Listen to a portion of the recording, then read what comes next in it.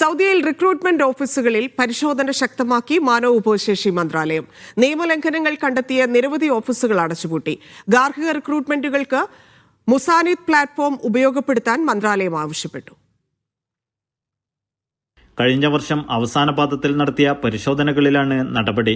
നിയമലംഘനം കണ്ടെത്തിയ 17 ഓഫീസുകൾ പിടിച്ചെടുക്കുകയും 11 ഓഫീസുകളുടെ ലൈസൻസ് സസ്പെൻഡ് ചെയ്യുകയും 6 ഓഫീസുകളുടെ പ്രവർത്തനം പൂർണ്ണമായും നിർത്തിവെപ്പിക്കുകയും ചെയ്തതായി മാനവ വിഭവശേഷി മന്ത്രാലയം വെളിപ്പെടുത്തി. മന്ത്രാലയ നിർദ്ദേശങ്ങളുടെ ചട്ടലംഘനം, ഗുണഭോക്താക്കൾക്ക് തിരിച്ചടവ് നൽകുന്നതിലെ വീഴ്ച, പരാതികൾ പരിഹരിക്കാതിരിക്കൽ, നിശ്ചിത കാലയളവിനുള്ളിൽ ലംഘനങ്ങൾ പരിഹരിക്കാതിരിക്കൽ തുടങ്ങിയ നിയമലംഘനങ്ങളിലാണ് നടപടി. റിക്രൂട്ടിംഗ് സേവനങ്ങൾക്ക് മുസാനിദ് പ്ലാറ്റ്ഫോം ഉപയോഗപ്പെടുത്താൻ മന്ത്രാലയം ഗുണഭോക്താക്കളോട് ആവശ്യപ്പെട്ടു.